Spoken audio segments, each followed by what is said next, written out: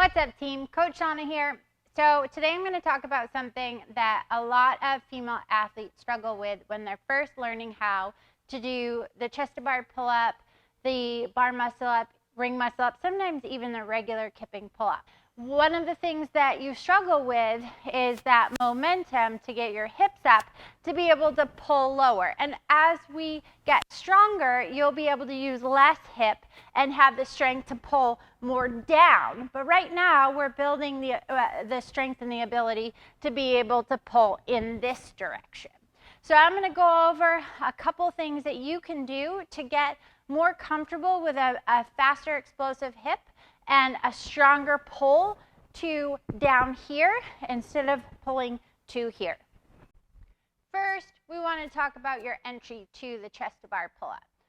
As you are gaining confidence with being able to do one and becoming more explosive with those hips, you need to learn to create a little bit more power from the ground, or I'm going to show you how I do it from the bench, to gain confidence with loading myself, swinging a little bit in, that first jump, right? We jump in, and then we hit this really big arch, and then we use that power to pop those hips and pull us up to the bar.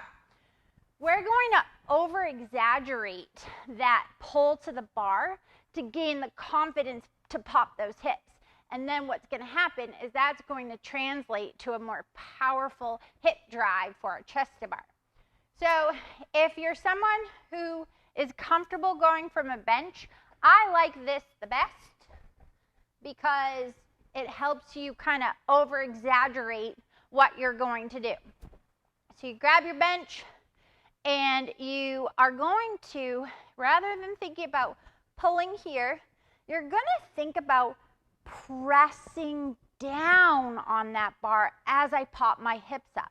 The cool thing about that is it's also going to help you when you start to work on your bar muscle up. And again, this is an over-exaggeration so that when you go to do your chest to bar, if you over-exaggerate here and you get up there, you're going to be successful.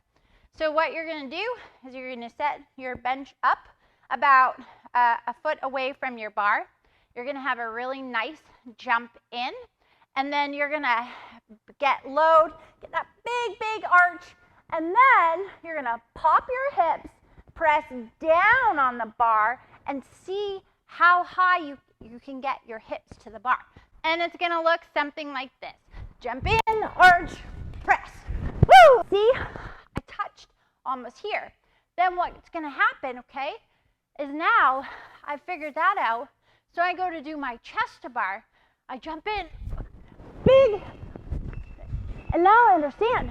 Oh, it's that press. It's a press and pull, or we say a bigger pull, okay? Now, to make this an easier exercise to build on this and to get some strength, this is one of my most favorite exercises. I think I say that about every exercise. To understand what we're doing and to be also able to repeat what we're doing, right? That over-exaggeration on the bar is that understanding of how much power I have to produce to be able to press that down, right? This is going to help us repeat it and gain that strength. So you're going to get 2 sets of J-hooks. You'll set one set of J-hooks about maybe a foot, maybe 8 inches off of the ground, and you're grabbing a moderate thickness band.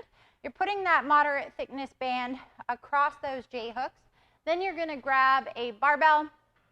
I was being lazy. I grabbed the 35-pound barbell, but to replicate the thickness of the bar, I do suggest grabbing the 45-pound. Then from here, so I have the barbell at maybe a little above knee height so that I can actually have a somewhat long arm while I'm underneath it. I'm putting my body underneath this band. What this is doing is it's providing some resistance and some feedback to help me understand how powerful I need to be to drive those hips up. And then I get my hands in that barbell, or excuse me, the pull-up grip that I want for my chest to bar pull-up. And I'm going to do exactly what I'm doing here, but now I've got some resistance and some feedback, right? And I'm going to use a little bit of leg. So I'm pressing and pulling, pressing and pulling, pressing and pulling. And I would have you do this movement a good 8 to 10 times.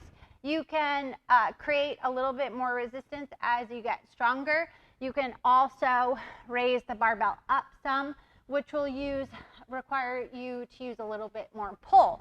And then, again, this is an understanding of how much hip drive I have to use and what the pressing motion feels like, which is a little bit different than just the pulling.